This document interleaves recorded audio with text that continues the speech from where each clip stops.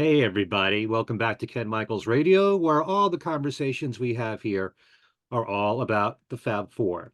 Any part of their careers, their years together, their solo years, what's going on in the news. You never know what we're going to cover here. And we have another special guest that we welcome to the channel. It's Daryl Easley. He is the editor of The Record Collector.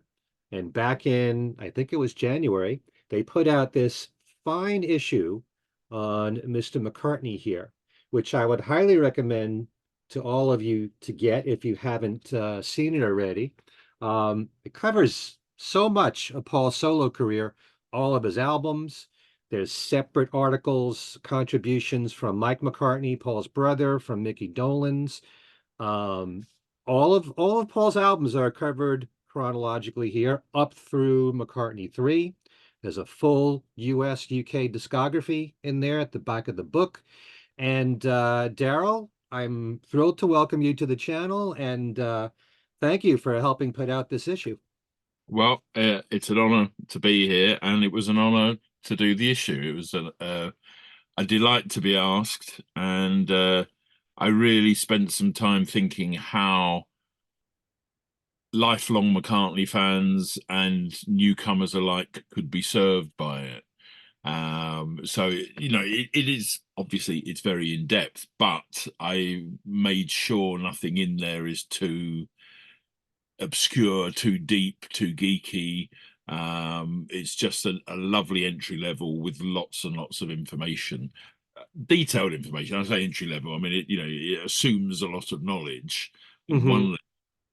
But I found, what I wanted to do, apart from Mike McCartney with his wonderful early days photos and Micky Dolenz talking about how he met Paul in '67, I wanted to keep everything solo because you find, and I'm sure you find it too with all the books and the mags out there. I know the Beatles story, and I will buy a Beatles book if I want to read the Beatles story. But if you buy anything solo, you sometimes find the first sort of half, sometimes, or even three quarters, is the Beatles story again. It's like someone really wanted to write about the Beatles and not the solo one. And so that's why I was very clear. We start with McCartney and then take it there and look at different facets of his career, as Right. well as the albums. Yeah, that's the beauty of it. And I love the whole format of the issue because sometimes in between albums, then there's an article about Paul's songs for children Yeah. or an Oh, article on Paul as a musician, So I like the way it's laid out. thank you. I mean, what I wanted to do, I wanted to put, I've said this to many people, but I wanted to put the Paul, the story time Paul, the kids Paul, Uh-huh. as the first article, because I'm sure you have this too. That when I say, I love Paul McCartney, there's always some wiseacre who go, oh, Rupert and the Frog song, oh, all those kiddie songs, Yellow Submarine. Oh. And it's like, well, yes, because they're as much a part of him as, Helter Skelter or Good Night Tonight or The Fireman or whatever. These are part of the piece that is him. And, he's always been a family man. He was always talking about his father and then Auntie Gin in the record. His family, he took them on tour with him. They lived in meager homes, Right. meager-ish. Well, Scotland, very meager. And that was his thing. So I just thought, well, actually, let's go in straight. Let's pull no punches. Let's say, right, he wrote lots of family material. Get over it, or don't buy the mag. Yeah. And then we took, later on we talk about his avant-garde collaborations, and the musician one was important as well because I think people take him for granted, take his skills, you know second, the melody and the lyrics are every, and his delivery of them, but actually the craft that's there and be able to put things together, you see it in Get Back where he's just tootling along and then up comes a song. You see it in One Hand Clapping where he's just suddenly, singing an old musical song and then singing a song sings that's still never been released to this day, and you think, wow. And that one that's the B-side of one of Pipes of Peace, I'll Give You a Ring, Right. that's like someone's top five career best hit, Right. and he's just got it, does it, doesn't matter. And that versatility, I think, is just incredible.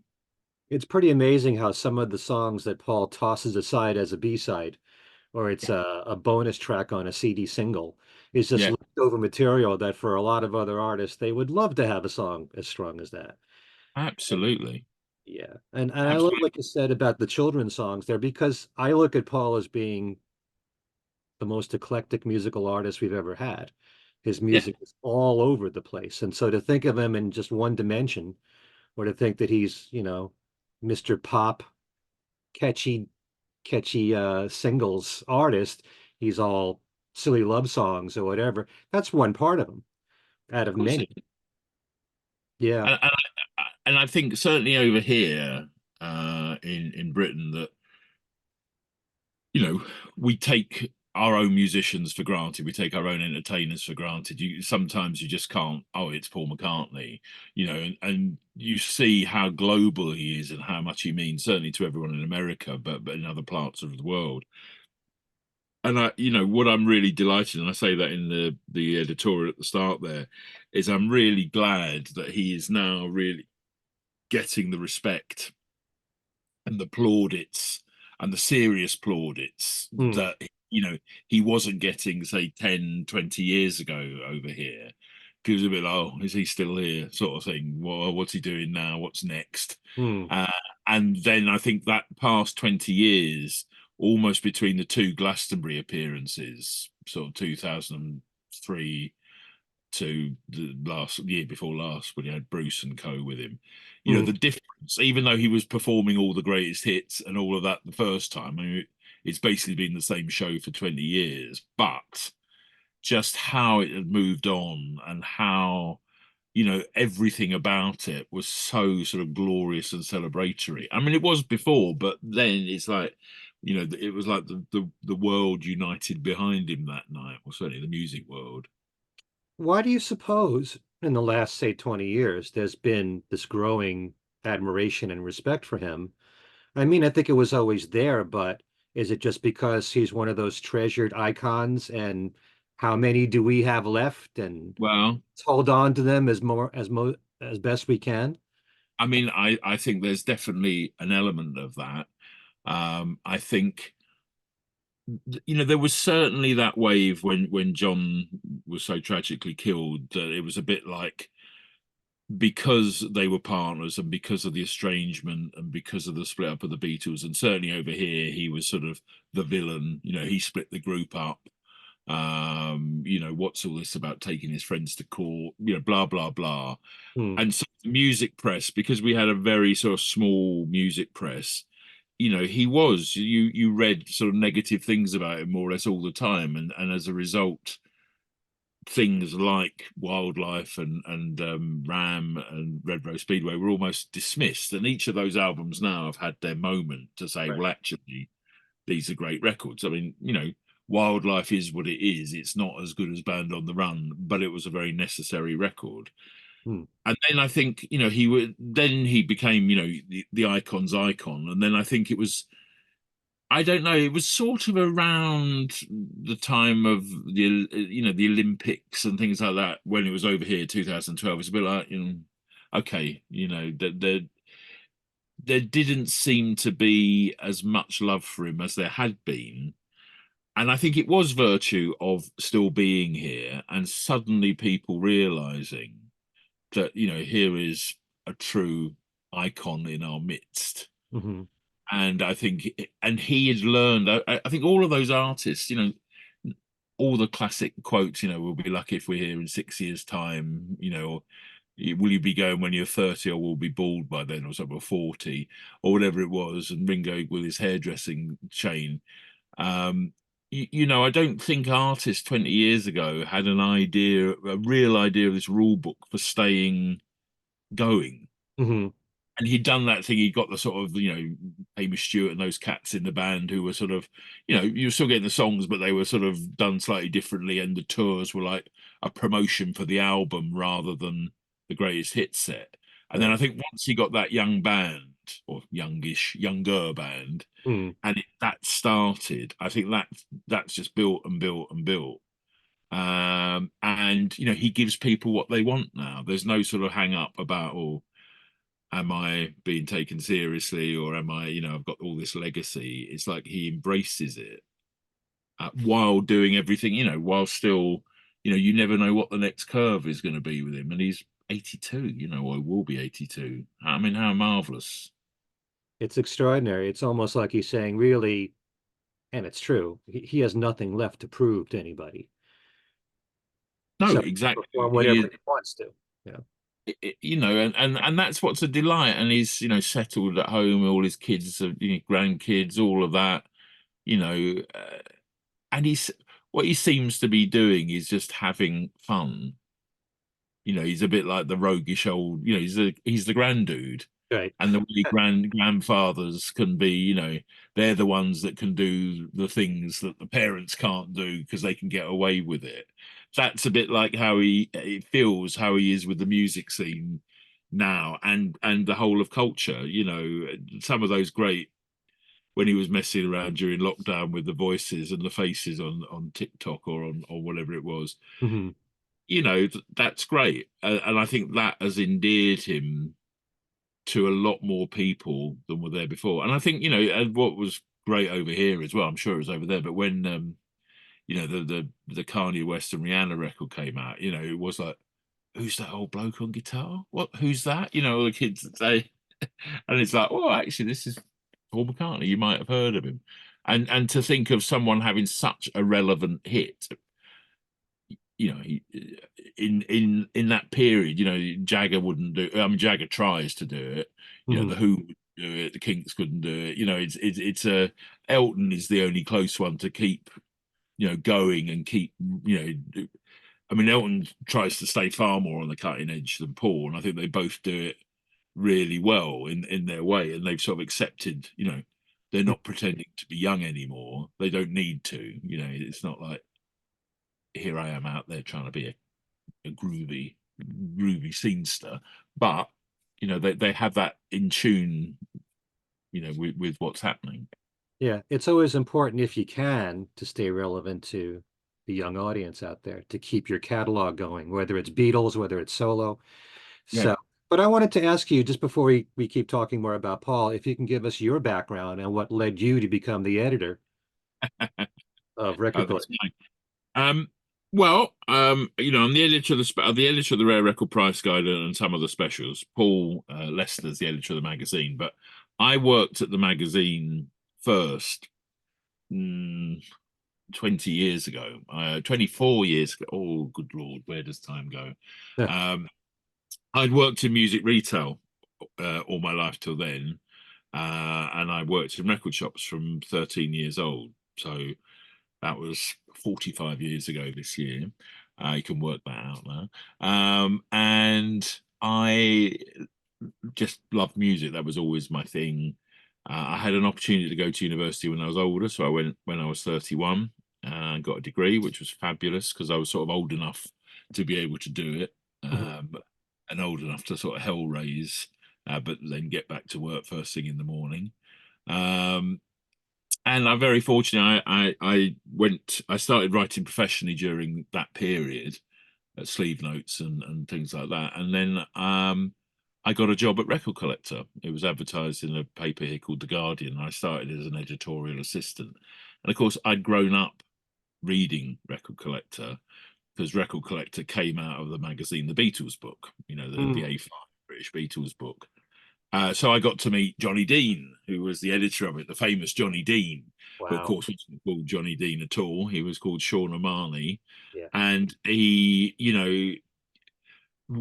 did such a brilliant job at getting in just at the right time with Brian and creating this magazine. And when you think of the different world now, and you think if someone was as big as the Beatles, well, Taylor is at the moment. You Mm. look at all the people around her and all the facets of what she does and all the legal stuff and all that. It was a bit like Sean O'Malley went to Brian Epstein and said, "Do you want to do a magazine, old boy?" "Oh, yes, all right then." And it's like, that was it. There was no thought of, again, that we'll be lucky if we have 6 years sort of thing. Right. So anyway, I worked there and it was an absolute delight. And in the end of 2002, I went to work for Universal Music in the catalog department, doing press and releasing reissues. But while staying at Record Collectors, I wrote there. I wrote for Mojo. Then a magazine called Prog came out over here, which I write for as well. And I kept, I wrote as well as A&R and things. And I ended up as the head of catalogue, and I looked after Motown, which was an absolute delight, all the reissues and things like that. And I got to meet Smokey and Kim Weston and, people like that. Look, Yeah. I'm a kid from Essex, east of London, and it was just like, oh, good Lord, this is amazing. And then from at that time, I started writing books as well. And since 2009, I've worked for myself, freelancing on various things. A couple of years ago, I started back at Record Collector, sort of on the staff as the Rare Record Price Guide editor, and working on every magazine, look at the prices. And the bookazines, here it is again, look at that, recordcollectormag.com. That I've edited, I think that's my third, and I'm doing John and Yoko this, Christmas, think John and Yoko. So it's been absolutely lovely, and I DJ, I present things, I compare stuff, I wave my hands around like lots of English people do. But I always loved the Beatles, and my dad, when I was before I was born, the Beatles played Southend Odeon in Essex, where I'm from, and there's the program from it, because this was sort of handed down, and the talk of the Beatles was always in the house, sort of growing up, and this sounds like I made it up, and it's the first record I bought with my own money, which I'd had from my birthday in 1970, was the Let It Be single, because my mum worked in a record and hi-fi shop, but not a posh one. It was like one of the, a high street one. And in the days where all shops had a little record department, the shops like that, maybe had a couple of racks and things like that. So she loved music, but, she wasn't, she didn't collect it or anything like that, but she knew but she always loved the Beatles. So I remember watching Instant Karma and Let It Be on Top of the Pops, and she bought me Instant Karma because I couldn't get, what's this woman doing knitting behind him? It was just like, wow. And then the Let It Be thing, and I said, I want to buy that. And I'm thinking, and I sometimes look at this, I just turned 4. It was like, how does that happen? But and what I loved, and I've said this to many people, I just couldn't believe that on the back of it was, my name. I mean, the disbelief that it was the same group doing this sort of, somber gospel number on the first side, which was very moving. And then suddenly it was like, I bought a comedy record with all these voices. And I think that just endeared me to them. And then I said I have a couple of props here. So I did that. I drew that when I was about 8, I think. That's nice. Copied That's pretty good for only 8 years old. Yeah, and then he's lost his leg now over the years. But I drew those separately and glued them on. But just literally, I remember sitting there trying my best to get it there. And then again, the amazing thing was that when 1976, 77, being a Beatles fan, I remember buying the Magical Mystery Tour cassette and showing it to one of my parents' friends. And he sort of said, you might as well be buying old dance bands. Why are you buying the Beatles? So I found the I don't know if you've ever seen one of these before, Britain's Beatles Appreciation Society. Yeah, I have. And in Norwich, in Norfolk. And I was a fully paid up member to the 31st of December 77. So, and I still have a car sticker, but obviously at that age I didn't have a car. So I have the car sticker somewhere. I bet that's worth about 8 pence, $1 out there. I'm sure it's a high ticket item. So there we are. I've been in with the Beatles for a long time, to the point where when I lived in a place called Stoke-on-Trent, there was a guy who did an evening class and he just loved a bit of the pre-internet. So he'd come in with all these photocopies from old papers and things like that, Right. and would talk about the Beatles. So that's my diploma in Beatlology. That's 1994. There you I go. felt, That's some and full background you got there. and And then I got one more. My dissertation was your inside is out and your outside is in. American responses to and cultural appropriations of the Beatles, 1964 to 1970. And okay. I did American studies for my degree and international history, and I did that, and I mean, you know, and now I sort of, if I'd known I would end up, you know, editing a mag on McCartney or writing about the Beatles, or, you know, I'm very fortunate, because my work has taken me to Abbey Road many times, and they do charity quizzes there, and I'm the quiz master, and it's a bit like, oh God, you know. And I know our life is full of, you know, if my 15-year-old self knew what I would be doing later, he wouldn't believe it. But sometimes, you know, when you just do something, or when I go across the crossing in Abbey Road and everyone's there with a pit, and I just walk in because I'm, you know, working with someone mastering a record, or, you know, meeting someone I know or whatever. And it's like you can't, you know, you have to say sometimes, my God, you know, I'm going here, and other people are outside, you know, and probably thinking, oh, is that guy famous? It's like, just doing this. So it is fascinating. It is wonderful, and that's why I'm so honoured to be asked by yourself. And I love the fact that doing this, you know, um, you know, it's not that I haven't. I'll tell anyone I love the Beatles, but this has sort of brought me more into that, you know, the great podcasty radio Beatles world, to sort of say my hands up, say I like them. Right. So ever since this was 1970, Let It Be was the first Beatles song you heard, or you said your parents loved the Beatles too. So Well, my parents have the Beatles, but they wouldn't. You know, it was a different time. They wouldn't have a record.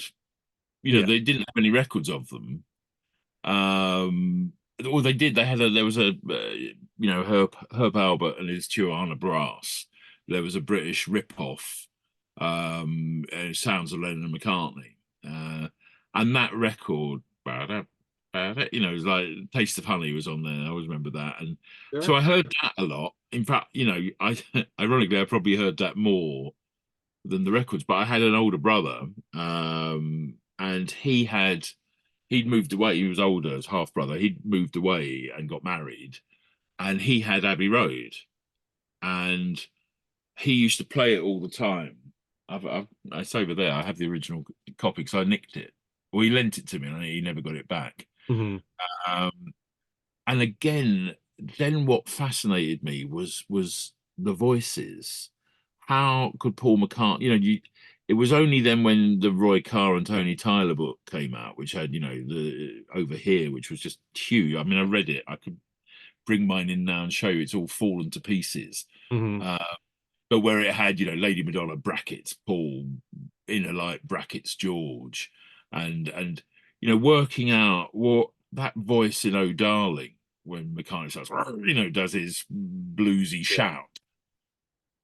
Is that the same bloke who sang Here, There, and Everywhere? You know, it's that sort of whole thing. And I remember hearing, I just loved You Never Give Me Your Money. You know, never, Yellow Lorry, Slow, Nowhere to Go. I mean, I just thought, you know, again, as a kid, and that's why I wanted that in there, because it's like all those hooks are put in you very early. So you've obviously got Yellow Submarine and All Together Now, which are, you know, overtly children-esque. But those little bit, you know, you hear, and the character, Mean Mr. Mustard, you know, who was Mean Mr. Mustard? And then you hear I Am the Walrus, and the bit at the end, it's like, oh my God, you know, what's all this? And you know, going through and then learning the back, you know, backward stuff, and the dog whistle at the end of Pepper, and you know, it was like a cornucopia. And I think 76, when all the singles got reissued over here in the green bags, and the Capitol EMI did the rock and roll music album and stuff like that. That's when I started buying, you know, sort of day and date stuff of the Beatles, and you know, then Hollywood Bowl came out, which was huge news. Hmm. The only number one that everyone only played once, and then thought, okay, I don't really need to hear this again now. Until obviously that wonderful work with the 8 Days a Week stuff. But I mean, yeah, that was so exciting. And I bought, there was a Beatles tapes album, and then I found a record shop which did imports, and I bought that terrible Beatles story double album, the cash in one. Yes. And I was like, what? Why are they? What is this? But wonderful. I played it and loved it, and Yeah. it's still there. And then the Star Club, all of that bit Right. that was there. And then of course, then what happened to John happened to John, and then it suddenly, the world became realized what they had, and realized that this dream that everyone seemed to have through the 70s, that at some point they would reunite, could never happen. And it was like, then everyone sort of seemed to get into the Beatles, and the people that sort of would take the Mickey for me still liking the Beatles suddenly started liking the Beatles. It's funny, really, because from my memory, and I was in radio starting in the 80s, there seemed to be a lull in the interest of the Beatles, probably because of John's death, because it was too depressing. And things, in my view anyway, really picked up when Live at the BBC and then the Beatles anthology came out. And then there's this whole revival. I shouldn't say revival because that implies that the Beatles music had died for a while, but I Mm. mean more interest coming back for the Beatles because of those projects, especially the Beatles anthology, which I think really changed the whole game, and the Beatles one. Yeah, yeah. That was the start of almost like the Beatles PLC, and the beginning of the brand, and seeing how other groups were packaging themselves and how it was going. Certainly Queen, Pink Floyd, had all sort of got a march on that side of it. Hmm. Um, and I think, it was phenomenal, because I worked in record shops when an anthology came out, and BBC especially, because nobody expected quite how popular that was going to be. I think that was took everyone completely by surprise. Hmm. Um, and it was so exciting. The reason I have these artifacts here is not, beautifully coincidental that we were speaking, because I'm we're going to move house at some point soonish, and I'm just doing this process of clearing out the loft, Hmm. the attic, and the eaves and things like that. And I just got one of these plastic boxes, you get the storage boxes, and there's one box marked Beatles, where all the mags and the cuttings and the bits and pieces I've accrued over the years that aren't books or records are in there. And I've got all the mags from that time, like Arena and New Statesman and Rolling Stone, and our magazine Radio Times, which is the TV listing mag, Hmm. all with their covers about the Beatles being back. And it was really exciting, and obviously over here it coincided with Britpop. So you had Oasis, who Right. was paying homage to him, Paul Weller, who'd always paid homage to the Beatles, but and then you had the Smoking Mojo filters for the Help War Child album. So it was really exciting again, and it really connected. And I think Oasis and Blur and all of that combined with anthology, took it to another level. Hmm. Okay. Well, let's talk about Paul's solo career here. And I know kind of early on it's mentioned that a main problem that people have with Paul's solo career is that he's inconsistent. I mean, all of his albums have worthwhile material on it, but do you see his career being that way with peaks and valleys, or do you think he was more on an equal level Oh, throughout I his? think, I think for an artist to maintain, as a solo artist, he's done 50 years, Hmm. 54 years, adding the Beatles, he's done 64 years nearly. Um, and any artist like that, you think of Neil Young or Van Morrison or Elton John, especially, you're going to have some albums that are better than others. Stevie Wonder's another one that comes to mind. Hmm. slowed right down now. But so I think a lot of people were very quick to underestimate the so-called lesser albums. Uh, and I think that's the problem, because coming back to what we said earlier about the B-sides, Ken, it's like, yeah, yes, some are something like Wildlife, as we said, feels lazy because this is Paul McCartney, the super craftsman, the man who put together side 2 of Abbey Road, Mm. goofing off, to begin an album with "Take It, Tony." This isn't the man who sang, even the man who sang Maxwell Silver Hammer. Mm. And it just felt loose. And I think at that time in the climate, Lennon was winning because of Imagine and the barbs in the press. He'd sued them, so I think all that certainly here was carried to the record. And of course, it's not as good a record as Band on the Run. It's not as good a record or as polished as Venus and Mars, but I think with all of those albums, it's there to discover. And that's what makes it so sort of exciting, that you can still know an artist for so many years and hear it again now. So what that inconsistency, I think, plays to his favor, because we were short of some writers, and I wrote about Off the Ground, which I hadn't intended to do. I mean, I was always going to write about Back to the Egg because I'm obsessed with it. But Off the Ground, I sold it. I remember it coming out, and it was a bit like, oh, another Paul McCartney album. This was the time when, it was almost like, oh, another David Bowie album. Those characters had reached a moment where they were sort of too old to be a new artist.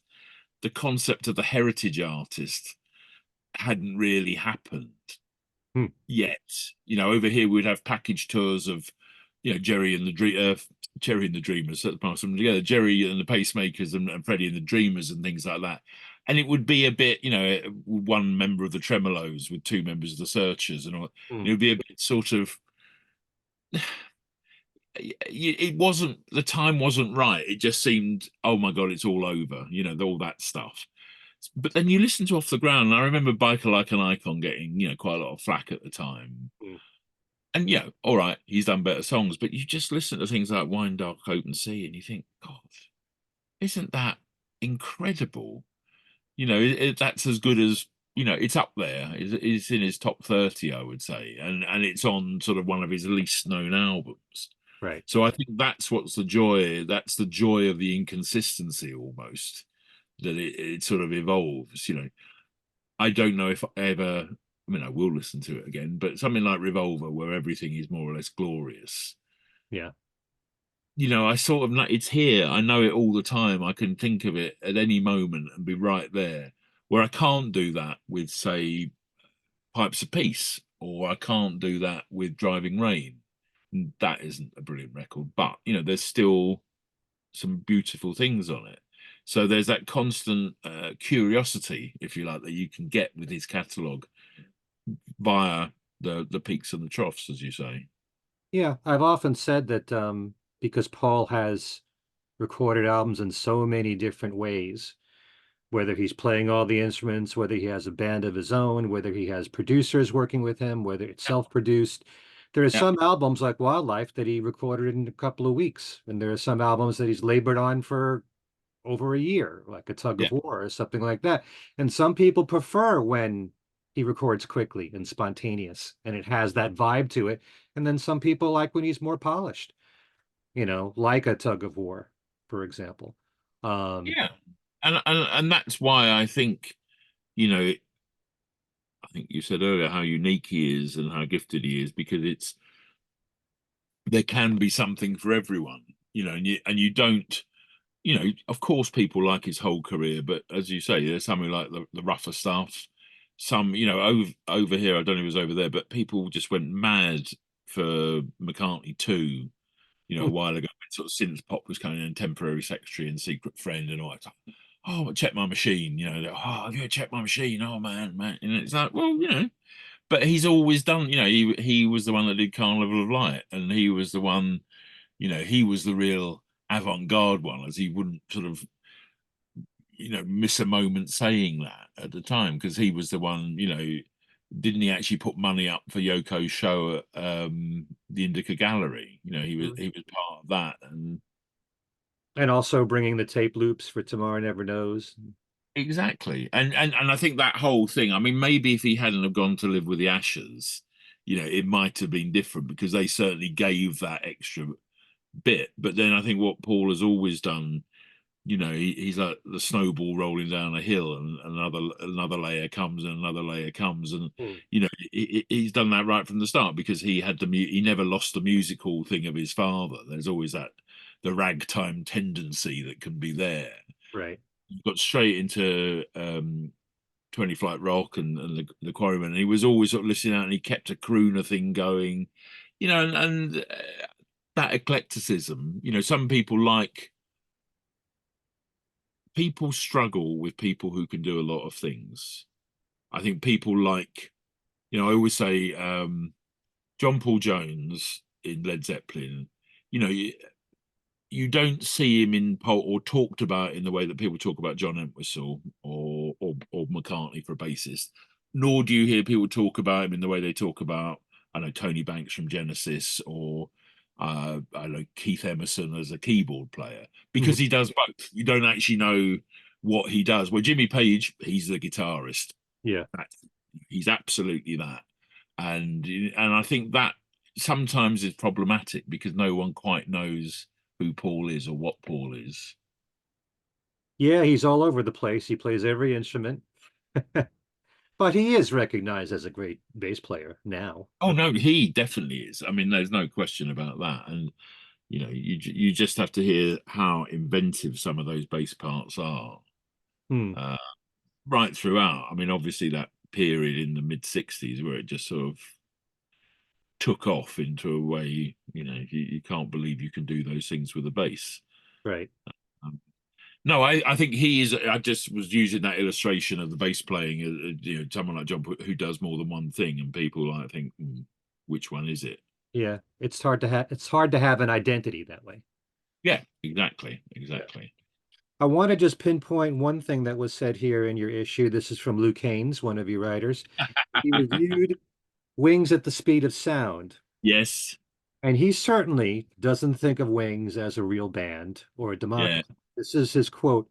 It's the one where McCartney tried again to convince us all, and no doubt the band itself, that Wings were just a regular rock group, almost democratic.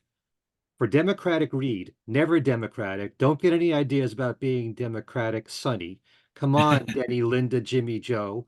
Roll up with your best songs, as long as your best songs are not better than mine, for I am Paul of the Beatles.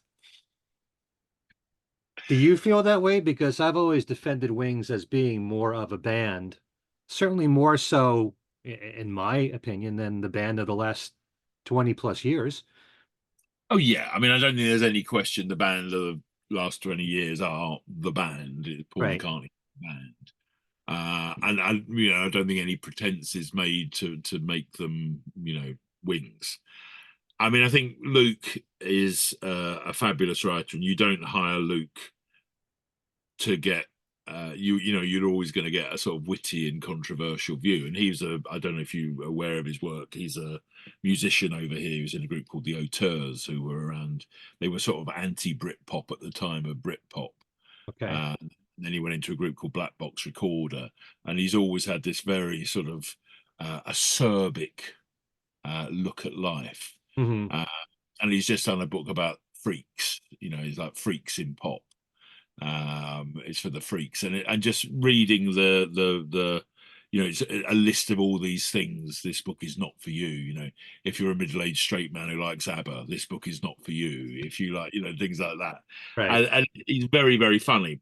So with him all, and certainly about the Beatles and McCartney, he loves them, and it's coming from a place of love, not sort of just being sour. Um, in response to your initial question, I think Paul really, really tried for it to be a band, and to be a democratic enterprise. And you sort of see it again, because I've just reviewed the One Hand Clapping album that's coming out. Hmm. Every most of it over the years and seen the film, and you can sort of see it in there that you know it's a band, it's a democracy, but Paul is the leader. Every democracy needs a leader, Mhm. um, and I don't know. I think the Wings Over America band really did feel like a band. I think less so the final edition of Wings. And I think the first band, he really tried to make it a band, but I think other people would let it be a band. But I love the fact, you know, the bus has resurfaced over here and Mhm. all the names are on the back of it like they were then. I mean, I don't think he ever tries to write anyone out of the history. Um, but I think what Luke says is yeah, possibly true on that album. I mean, I'm not saying Wino Junko is the greatest song I've ever heard. Mhm. I always loved Cook as the House as a kid because it was daft. Yeah. And you know, again, Paul can do that. Beware My Love on there, which is just, you know, almost tossed away. I mean, no one really, it hasn't even had that sort of renaissance that Letting Go has had, which I see very much as the sort of Yeah. sister record of. It's astonishing the power of it. And you know, I think if he'd done an album, Beware My Loves and Letting Goes, he would be taken a lot more seriously by the haters. Hmm. But I do remember having seen Wings in concert in '76.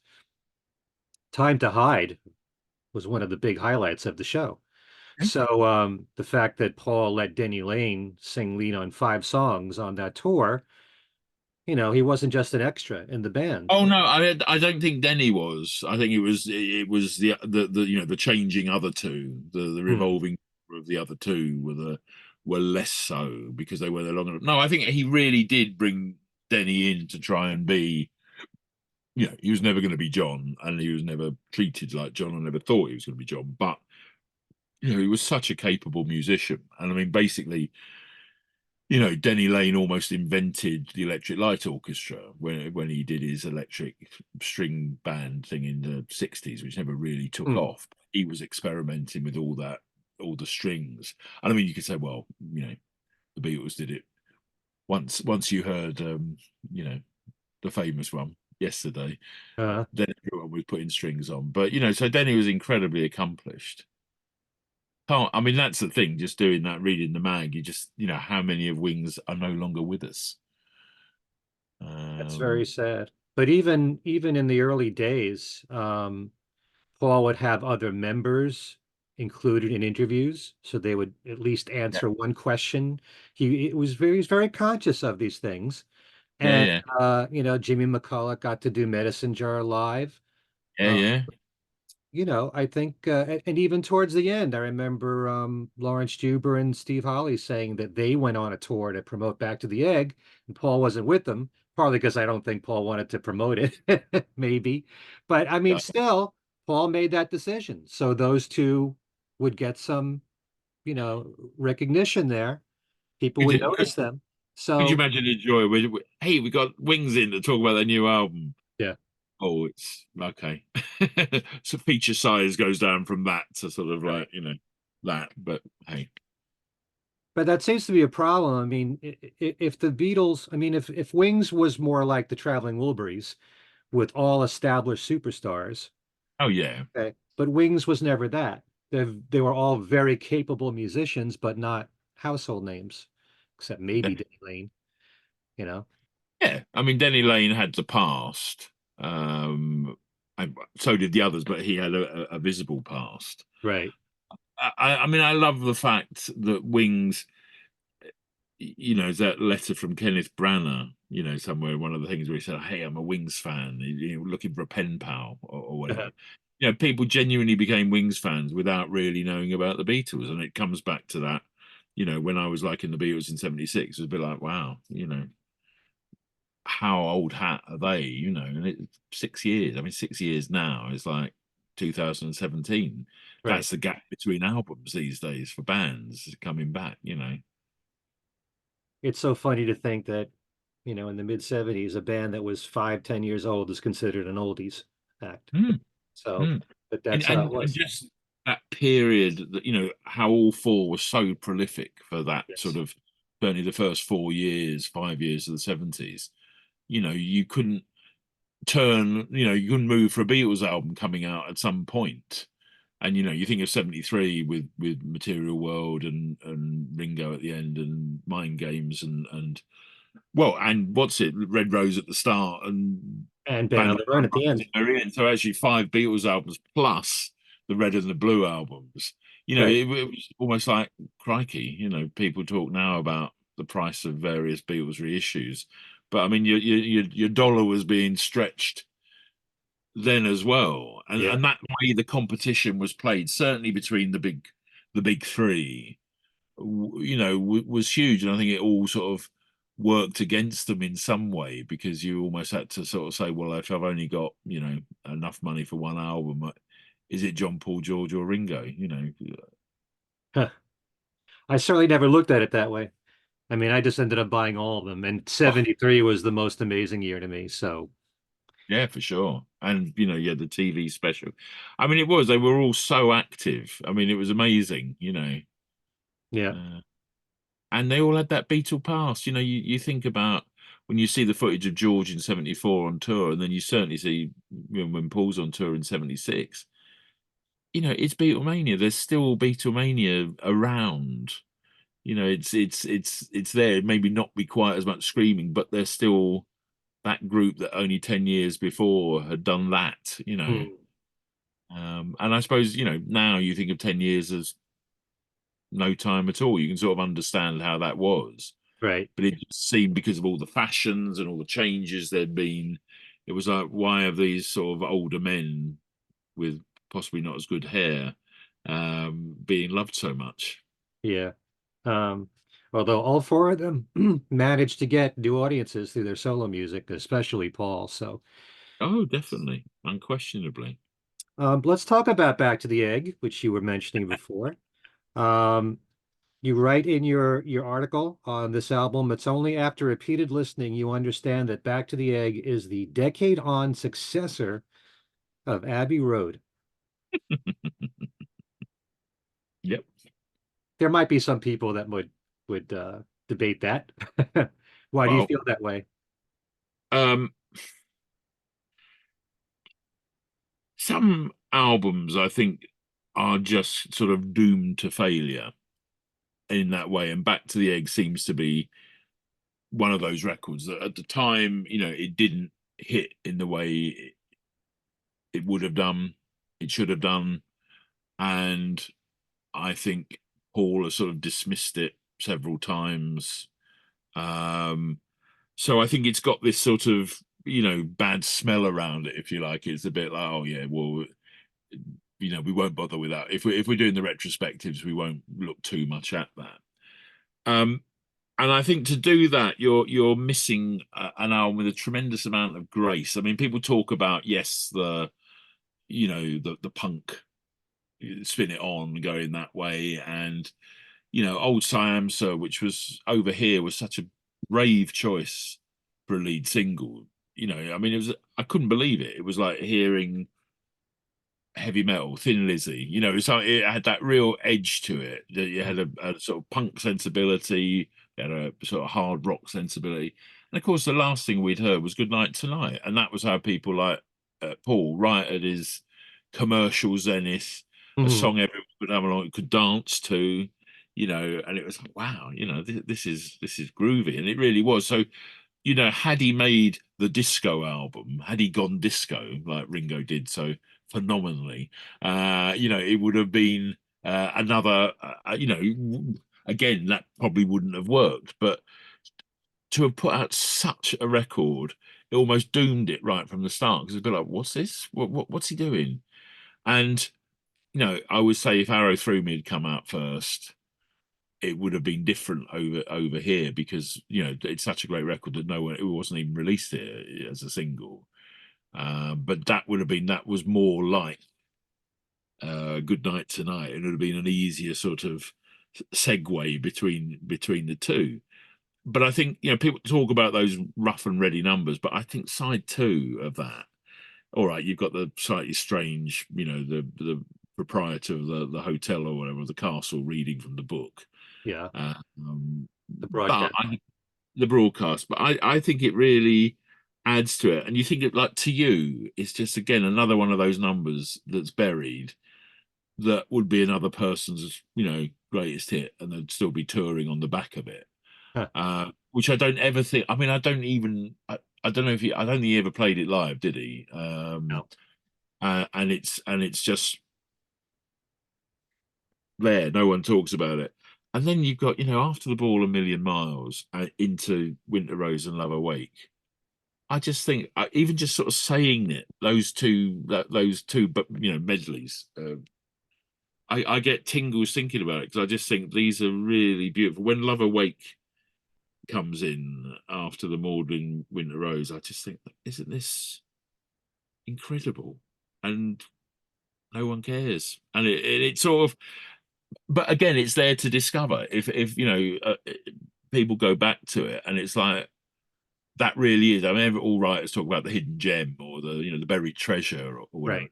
and I think it is because, again, the Rockestra thing sort of got all the headlines, and which are sort of fairly incongruous on that side. I mean, I love it, but that should have been on side. Well, it was almost like you should have put all those rock ones on the first side, Hmm. and because there was the original concept of where they drive into a show, hence the radio and things like that. It was have you gone from Reception into Rockestra theme, then into and put Arrow Through Me over on side two and taken those ones off. It might have been different, an easier listen. And then, of course, you got his Baby's Request. This is the one for his dad, almost just Right. popped in the end. So I think, especially because of After the Ball, A Million Miles, Winter Rose and Love Awake, and Arrow Through Me, which I adore, I think that's why it's a much better record than people think it is. I mean, I really do love Old Time Sir, because that bit where the two guitars lock and they're riffing away there, it's just like, ooh, that's lovely. That's Pink Floyd. That's Zeppelin. That's whoever. It's a proper a little bit of funk in there. I just think it's got the swing. But no one liked it, and they moved on so quickly. And then the Japan bust, and then coming up sort of wiped it all away, and we were off again. A new decade, a new Paul, and the coming up video was a real sort of statement of intent that I'm back, and I'm doing that commercial record you like, and I was a Beatle, and wonderful. See, when you said the successor of Abbey Road for Back to the Egg, I'm thinking to myself, well, Abbey Road was the last album they recorded, the Beatles, Yep, 69, the end of the yep, decade. yep, Back to the Egg is the last album that Wings recorded, the end of yep, that decade. yep, Plus, you just were mentioning the medleys on side two. Maybe yep, you're thinking of the medley on side two of Abbey Road at the same time. yep. So is that why you put it in that kind of context?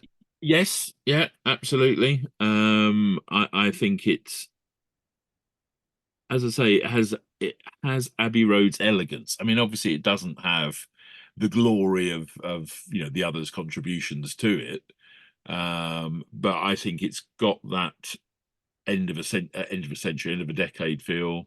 I think it's got, you can almost feel there's a closure going on there, even though he didn't know it at the time. But I also, what's that when you see the whole package with the videos and shot on the airfield and Hmm. things like that. As I've said several times, I think it was definitely the ambition for it was huge, and the moment when it sort of this isn't working, he just cut and run. It was a very sort of quick process. It wasn't like, well, no, let's really work at this and let's keep it going and really tour it and do that. It was a bit like, no, okay, right, what's next?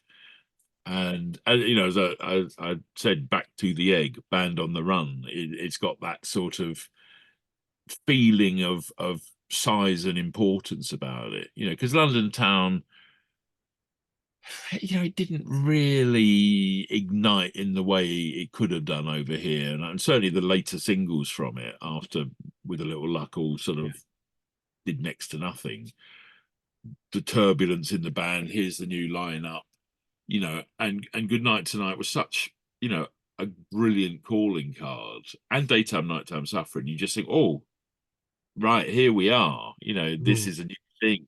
And again, if it's a double album concept that was talked about and been put together with those singles on it, and he seems to like the aborted double album, like Red Rose Speedway and things like that. He Well, that was capital to pull the that plug was kind of, on the double album for Red Rose Speedway. But do you think Paul's career suffered a bit because of all the um, non-LP singles that he put out that he didn't put on the albums, like Goodnight Tonight? Like, well, what if Mulligan Tire had been on London Town, Or well, I think, even though Ram sold really well, what if Another Day was on Ram? Maybe it yeah, yeah, sold no, even exactly. more, you know? So, um, and if Give Ireland Back to the Irish was on Wildlife, it would have sold even less. But I think he was from that era where singles, non-album singles, were perfectly acceptable. You did that, and I think it was only after Thriller that everyone really recognized. That's how you milk an album for the singles. And Mm, you remember when get what's it? The famous two, Come Together and Something. yeah. Would take Abbey Road over here. That was the first time a complete single had been taken off after the album came, and I think there was always that feeling you were sort of cheating your fans a little bit if the Mm, single was on the album. But I completely agree. I think Mulligan Tire on London Town would have made a lot of difference. And I think Goodnight Tonight, if that had been on, maybe if the broadcast and reception, even though I love reception, it's a B-side really. It's an opener, but you open now with Goodnight Tonight maybe, and it's like, ooh, boom, mm. boom, boom, boom. It makes you happy. You just think of that record and how brilliant, the little guitar flourishes and the flamenco. So I think, yeah, I think definitely. And then, that stopped really, didn't it? After then, virtually everything was related to an album. Maybe Spies Like Us wasn't on an album, but I Yeah. don't think it affected press in many ways. Well, I love Goodnight Tonight and the very uniqueness of that record. There's no other record that sounds like Goodnight Tonight. But at the same time, I know that for people that don't fully understand Paul McCartney and the fact that his music is all over the place, there are a lot of fans out there that would have rather have had another Band on the Run Junior's Farm Jet than Oh, have With a Little Luck and, the poppier stuff that Paul was putting out in the late 70s. Although, back to the Aggies rockin'. So oh Getting yeah, Closer becomes a single in the US. It doesn't do that well, Getting yeah. Closer. So it's hard to please everybody. Of course it is. And I mean, Getting Closer came out. Yeah, Getting Closer did come out here as a single, but again, it didn't. It really didn't do anything. So it was sort of the one thing that Paul has always had is he hasn't had the sort of impeccable chart record where everything. I mean, in the Beatles he had, but not everything was in the top five. You'd have the one, two, three, and then you'd have something at number 40 or number Yeah. 50, and then you'd have a number 12, and then he'd be back up with a run at the top. And that's fine. I mean, that's you. I think he realised you can't sustain. You can't be top of the pops forever. He knew that. They knew that with the Beatles, they couldn't maintain that sort of. I mean, they sort of did, but Mm, by default, they couldn't have gone out. They didn't want to go out on tour again, And you think of all the things. What if they'd stayed together and they'd played with proper amplification and all of that? Well, he had that moment with Over America and Over Europe in 75, 76. So he got that. He got the moment where this really does work now, and this is the scale of us.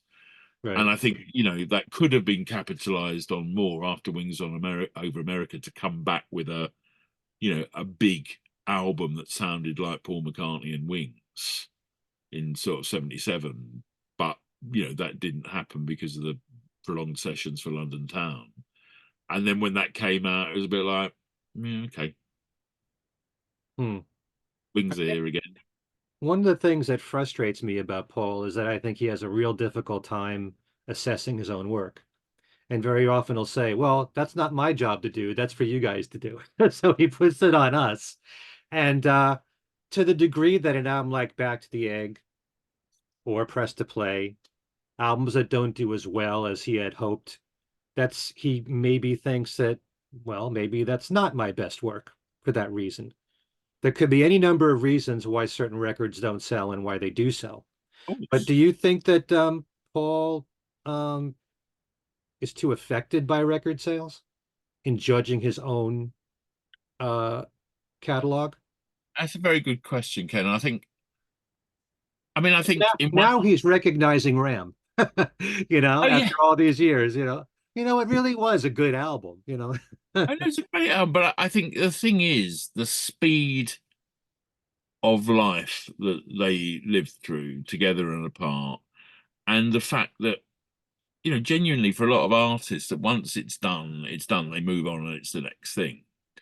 And I was very fortunate this week, and it was a real, you really got an insight into it. I was hosting. There's a new Dolby Atmos mix of Pink Floyd's Animals that's just coming out, and that there was a launch event at Battersea Power Station, and I was very fortunate to be the compere, and I was hosting it. And I interviewed Nick Mason from Pink Floyd was there, and he sat with all of us, and we sat in the dark, about 100 people there, and listened to Animals. And then I did a Q&A with him afterwards. And it was the first time he'd actually listened to it for 30, 40 years as a piece. Right.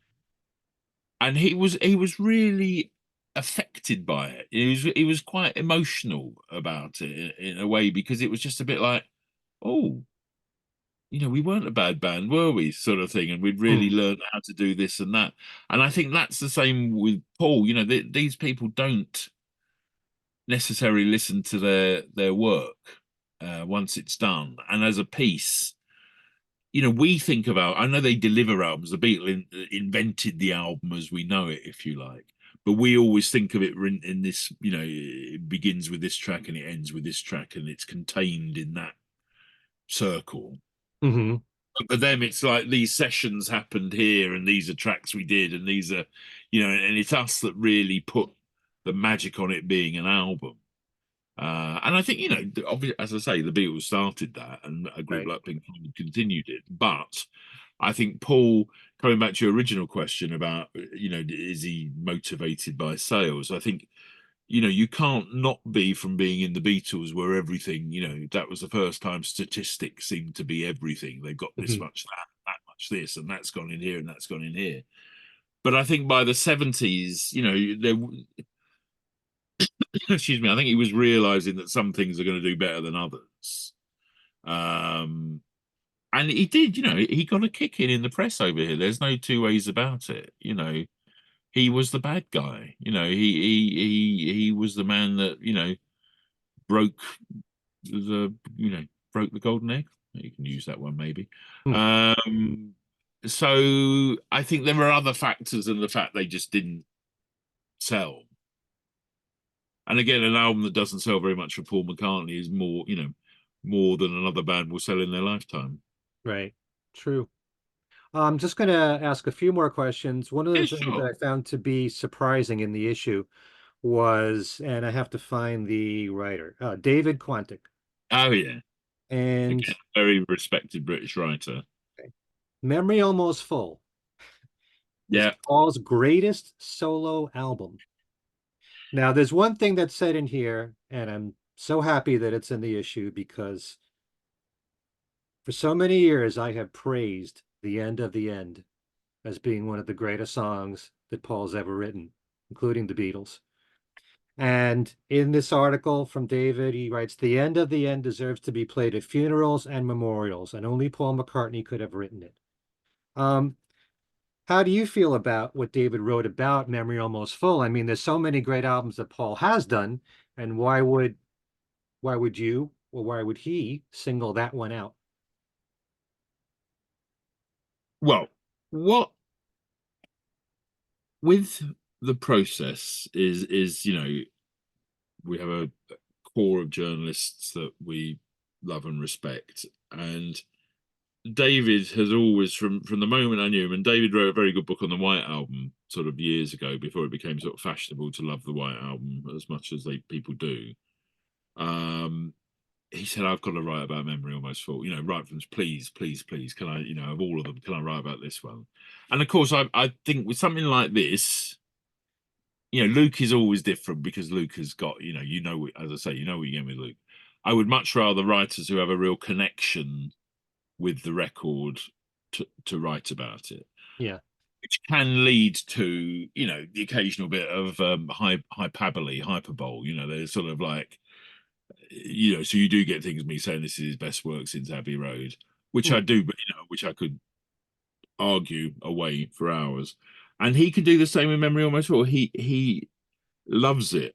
And I think I loved his love for it. And I think that's what a lot of the readers have done of this, because I'm delighted how well the mag has been received.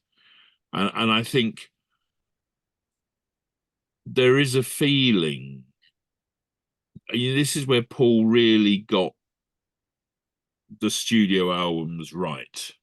And I think that run, which began with Chaos and Creation, Memory, and New, I just think he was sort of like creating something, not worrying about, how it's going to be received or what number in the chart it gets to.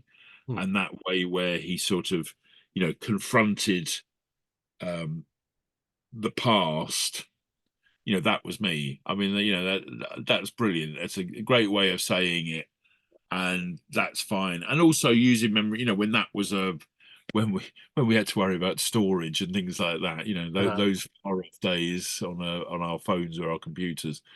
But it was brilliant. It was a man starting to look at the last third of his life, or the last quarter of his life at the beginning of it, and how am I going to play it? And I think that's what David sort of captures in there. He said every lyric's confident and exciting, every arrangement is beautifully detailed, and even the whistling is fantastic. I mean, again, it was that thing. Dance Tonight was a sort of Macca trifle in a way, and there he was with his little ukulele doing it.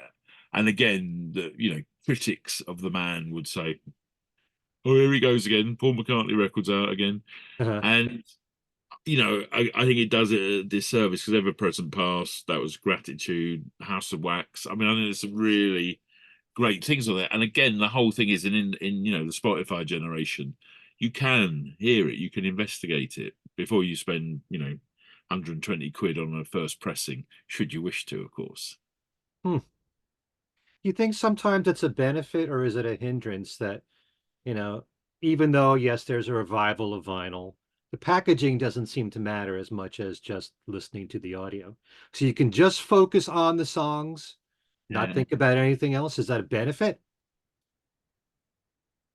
Well, I mean, I grew up with, the physical product, as did you. And I don't know. I mean, I think when you got to Egypt Station with its, concertina sleeve, and then the Explorers edition and all of that, you think, well, I'm not sure I need that much.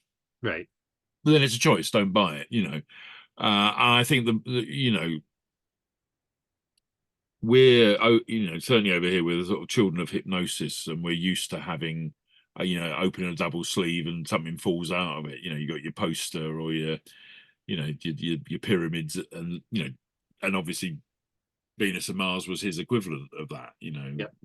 I've still got the sticker over there on of all the planets. I just thought that was so brilliant. I remember being so disappointed when Speed of Sound just came out with an inner sleeve and nothing else. There wasn't anything to shake out. So I think he's always had that side of it. But yeah, I think on the later album, there is a lot of packaging, and there's a lot of music. And if I had to ultimately choose between two, of course, I would choose the music. Yeah. Well, no matter what, the music is what matters the most. So, Of course. how much more time do you have? Well, I have to be somewhere, in about 20 minutes. So I can give you another 5 minutes. I mean, what a treat. It's so lovely speaking to you. Oh, thank you. There's so much that I want to cover here, but I wanted Part to two. know, since you did a whole article on compilations, and Yes. that was your article.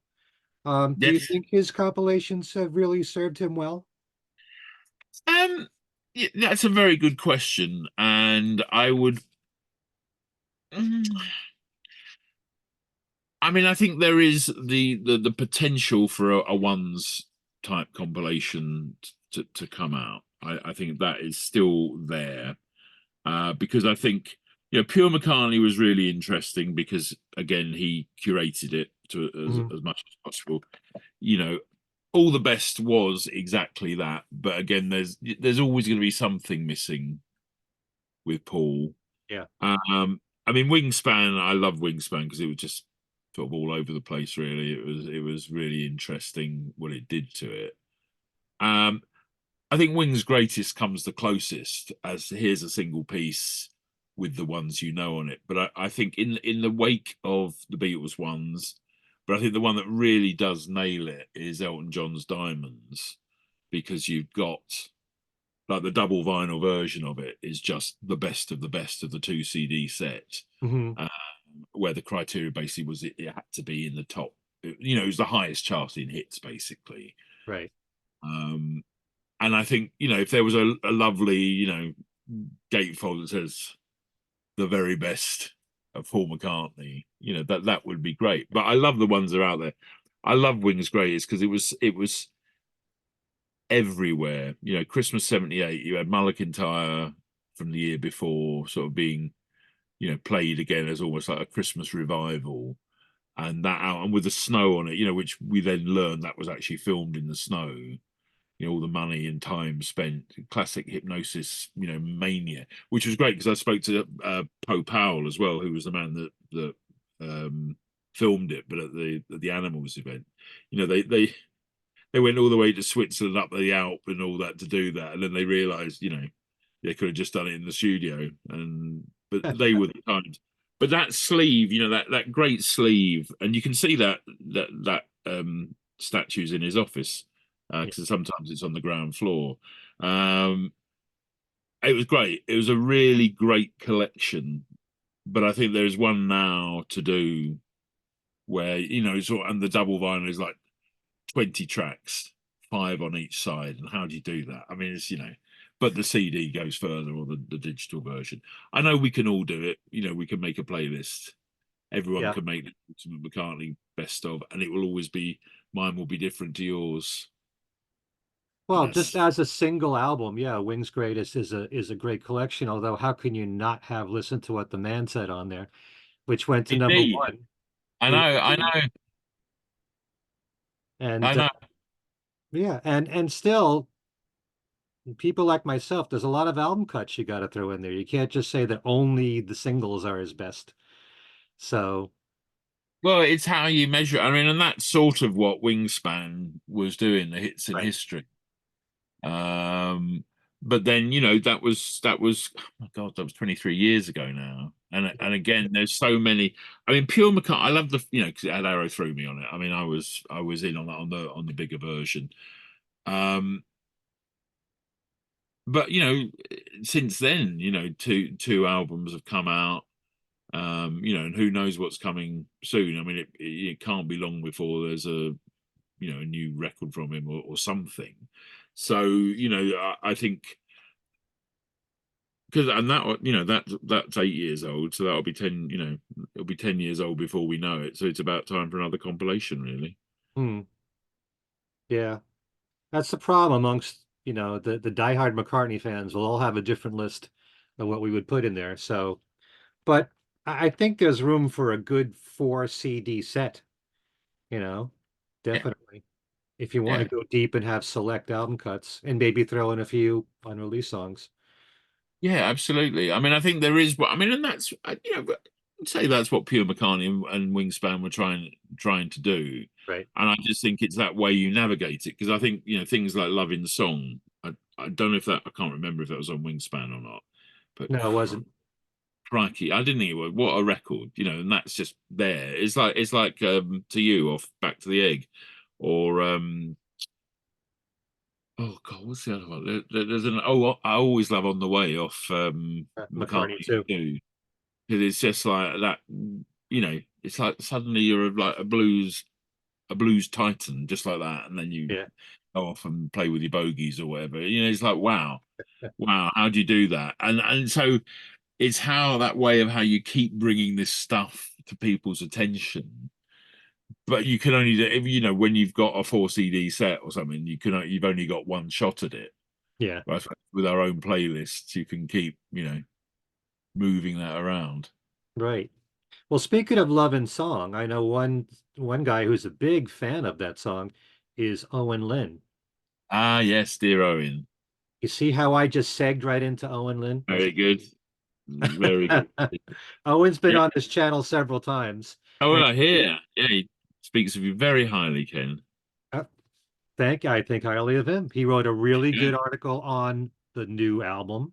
I just want to Yes. include what he says here early on. Paul's music, which tended to reflect the decades they were created in, was becoming more personal by chaos and creation in the backyard. He was Yeah. confessing to his foibles and misgivings. By the time he released New, McCartney wasn't just reminiscing about the past, but archiving it for future generations to enjoy. Think that's really well written. He also has made me listen to this album differently because he writes Brian Ray is the unsung hero of the record, littering pop numbers such as Alligator with staggeringly good fills. Hmm. Hmm. Yeah. No, I agree, and I really enjoyed. I mean, the great thing with editing anything is I get a chance to enjoy 15 writers that different work, different styles, and different takes, and I think Mhm. that's really. I love the fact, Owen is. He always jokes. I always say, he's like, the baby or whatever. I mean, he's in his 30s, Yeah. but a lot of the writers, some are in their 70s.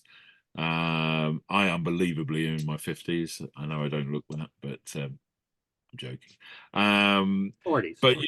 But yeah, but so I think those different views, and I also love Emma Harrison, who is a sort of new writer, and again taking a different view, because I think that thing, as I say, we came through the lens of the four Inkies in Britain, sort of slagging Paul off and loving John, and then changing around and all that. All of that is nothing to them. It's the past. It'd be like someone talking about what they were doing on the Wall Street crash or something. It's no bearing on how they feel now and what they're writing about. And I think that's what makes Owen's work so interesting. And I think for him, that album would have come out, when he was in his late teens or something, where you have Mhm. more time to listen to music. That came out, and I loved it and I listened to it a lot, but I don't know how much I analysed it. It was like, oh, Queenie Eye's a bit like Flaming Pie, a bit of an old knocky bang Mhm. the piano number, and I can bet was the interest, blah blah blah, where he clearly invested a lot of time and thought and lived with it in the way that we would have done with Band on the Run or Back to the Egg. Mhm. Uh, so yeah, no, I love his writing. Yeah.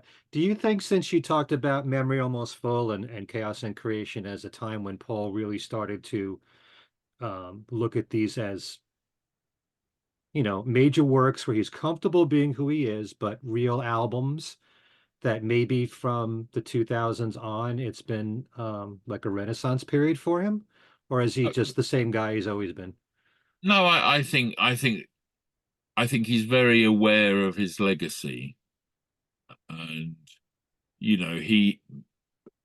And I think combining that, to Yeah. contradict myself, he's still the same guy he's always been. So he will, knock out a doodle here and do, what was the one off three that everyone got up in arms with? Oh, Women and What? No, Lavatory Lil, that was it, wasn't it? It was Hmm. a bit like, what are you doing, Lavatory Lil, now, Paul? When we were all woke. And he was like, well, no, that's, I just do it. It's part of what I do. So I think there's that sense of mischief and play that he's always got. But I think a very awareness, why do McCartney 3? Why call it McCartney 3? He knew exactly where these things are. you know, he knows his legacy. And as he said, you know, the only person that knows is me because I was there. But there's a lot of things that he does that are not planned. I mean, McCartney 3 was done because of COVID. It just Rock so down, happened. What's that? rock down, as he kept calling it. Yes. Uh, So it just so yeah, happens it timed very well, being the end of a decade. yeah, He wanted it out in 2020. So, yeah. No, I mean, you know, lots of great happenstance in his career throughout, and you know, there's been, to use your phrase again, the peaks and troughs there. But you know, any major artist to have sustained that period of time and sort of be coming out on top, you know, I think Peter, and I think in the light of Bowie and, you know, well, John and George, but certainly by the time of Bowie, you know, you have, I mean, the shock of John just sort of knocked everyone sideways. I think George, everyone was just so sad it was mhm, there. And I think with Bowie, you know, with the different, all the media channels available now and all of that, obviously people were very sad and very shocked. But that understanding of what we'd lost, sort of there and then, and seeing it all, of course, those things happen with the other two, but there's that way of it being, you know, echoed around the world all the time. And I think people just thought, you know, let's actually love the people we've got, and let's not wait till it's too late and do it. And I think that's contributed to Paul's renaissance, and you know, that lovely way of the way he has with people, the way he's, you know, one of the most successful musicians in the world ever, and you know, worth a bob or two and everything. But you meet him, and you know, he really could be the bloke down the pub, right. you know, and that I think resonates really strongly with a lot of audiences. And I You know, think, you see him having fun on stage with all the things he does now, hold up the messages and have a joke, and you know, he wouldn't have done that 20 years ago. hmm, You know, he might have done it once or twice, but that real sort of, and his great thing he said, you know, understanding, you know, he talks about he went to see whatever artist it was and he didn't play the hits when he was a kid and he was so upset. mhm, And you know, the value of the set, I mean, it's almost Springsteen-esque now in its length. mhm. It's pretty extraordinary, to think that he does 3-hour concerts at his age, and nobody would fault him if he decided to cut it back a little bit and make it easier on himself, but he still continues to give people so much value for the money. Well, I think when you can plan, you know, when you're at that level, you can plan your life, other people plan your life, and you know, you have this right, these 2 months. This month I'm going to do some gigs. This month Right. I'm going up in Long Island. This month I'm going to, you know, in the Hamptons or wherever it is. You know, this month I'll do some record. You know, whatever it is, you can do. You know, when you're Paul McCartney, you can really set your pace. He's not going to have someone saying, "Right, Paul, Right. you know, we need something done for Tuesday." Not going to happen. Still, it takes a lot of stamina to be on stage for that long a period of time for anybody, and if you're not doing it all the time, Oh, I know. You see Glastonbury, was it 3 hours nearly, and he didn't even take a glass of water, a mm, sip or anything. He wasn't sit down. You didn't see. Oh, yeah, he may have got a towel out once. I don't even think he did. You know, just like there and kept going and kept going and kept going. And the voice, I think he's worked. The voice is so much stronger now. I think he's really done that well. You know, maybe 20 years ago it wasn't as strong. And I think he's really worked. It's just, you know, it's difficult not to be in awe of you know, him continuing. And actually, you know, you think of artists of that age, you know, I'm really looking forward to what the new album's going to be like when it comes out, because they right, will be whenever that is. right. And you know, what direction is it going? Is it forward, faces backward? Is it going to be, you know, a classic Paul McCartney album? Is he going to make the sort of, you know, the statement piece where they go back to make the album that sounded like you know, the album that could have come out after Band on the Run or something, or what, or whatever, or it's going to be something completely different? And I think there's very few artists, you know. I'm not, although the Stones did it really well with the last album, you know, Mm. You know, the Stones have done it. Elton's sort of doing it, done it. You know, there's that feeling of these late flowerings. We must sort of, you know, if this is our last new album, it's going to be, you know, as good as any album we've done. We're not just Right. knocking it. So, and I think there's very few 82-year-olds where think I'm really looking forward to hearing your new album. You know? True, true. And gone are the days when Paul would release an album every year or every other year. Now it's once every 4 or 5 years. So you look forward to it so much even more. Oh, Be- definitely. Yeah. But you said that his voice is stronger. Well, I think he's more aware of the limitations in his voice. Perhaps it's Okay. saying that, and he doesn't, you know, overstretch it and push it. Um, that I think he was doing. I think he's realised he's not as young as he used to be. So I Right. think it's stronger in that sense. Okay. Because that's one of the few criticisms that people throw my way is, his voice these days when you see him live. And there are times when he really struggles. There are times when he's fine. You know, it's not the 1976 tour. It's not the Beatle years, but No, it's still for his age, the oh, fact that he can pull it absolutely. off. And I think it's how you work with that, you know, Yeah. and it's how you employ. I mean, he doesn't. Well, the band all sing, don't they? But he hasn't got like the you know the three backing singers there or anything like that. No, it's fascinating. I mean, you just think about pop stars aging. You know, it wasn't something we well. I you know always remember all the Stones still be doing it when they're 40. You know, that was the really big one. And now there's sort of no question that whatever's left of them will still be doing it when they're 90. You know, and maybe 100. You know, Mm, if they would. And I'm sure Mick will still be there, yeah. looking more or less exactly the same. You know, doing the same thing. But you know, no one had thought about that sort of degree of longevity that Paul and that little wave of eyes, Dylan, you know, have had, and you know, I can only hope that someone else will be talking about Tay Tay in 40 years time, remembering the Eras tour and thinking, you know, the circus around it, you know, it's her wings over America. And, Right. you know, so let's see. We won't be here to see it, but, you know, again, no one's really thinking of Taylor Swift lasting. Well, no, that's a bad example because I think people have, I mean, she's already done 20 years, Mm, which is astonishing, you know, when you think of it. And I think there are a lot of parallels and they're pals anyway, aren't they, Paul and Tay Tay? Um, so anyway, there we go. yeah. What a treat. Well, yeah. Nobody knows how long their music's gonna last when they put it out, even still to this day. So, Oh, but good.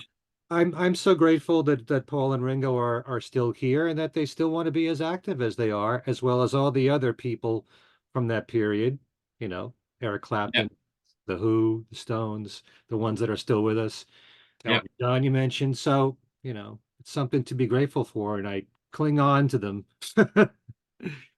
You know, and- Well, but the great thing is there is so much out there that, you know,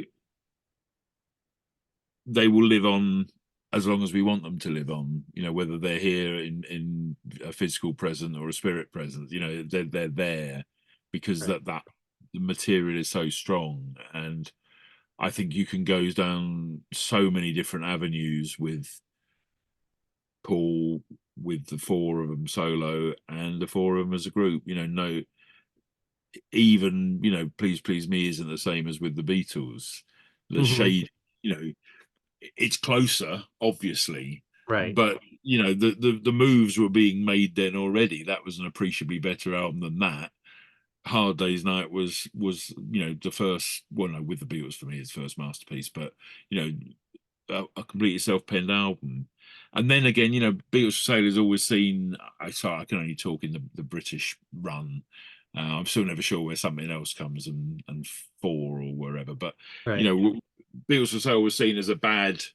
You know, it's just been knocked off. And then you think, well, what every little thing and 8 days a week and no reply and Babies in Black. Really? I mean, yeah, all right, Mr. Moonlight. Everybody's trying to be my baby, but fine, you know. they're they're there, and again, everything has, every album has an every little thing. That's not really that well known. Hmm. It's like On the Way, or To You, or you know Steel and Glass, or Bless You, especially of Walls and Bridges. The each one, most of Extra Texture. There's all these little nuggets, but because there's the preconception of what a solo Beatle is going to bring, these songs are overlooked. Hmm. Anyway, on that All right. bombshell, I really do. I have to go, but let me tell you, Yes. Record Collector Mag.com. There's still some copies there. Uh, thank you very much for giving me time, Ken. It's been such an honor. You are the king of the fabs. Thank you, Daryl. And we'd love to have you back sometime, and keep us posted on the John and Yoko issue. Yes, John and Yoko will be coming out over in the UK in November, and I think this came to you in January, or maybe January. December. Yeah. Yeah, so that'll be so. But it's going to be the same sort of thing. But I'm going to give Yoko. I'm going to make it the pair of them, because I just think it's time Yoko really got the coverage as well, because those albums are great as well. But they're always sort of under that shadow. So that's Absolutely. coming up. And also the Rare Record Price Guide is coming up as well. I'm like one long advert now, which is a British publication for our British fans reading, which is a list of lots of records and their values. And I'm the editor of it, and it's coming out in October. Okay. All right. We have to I provide the was pitching links to for them. that too. All right. Thank you, Daryl. And Thank you thanks to very all of much. you for watching. And we'll see you next time.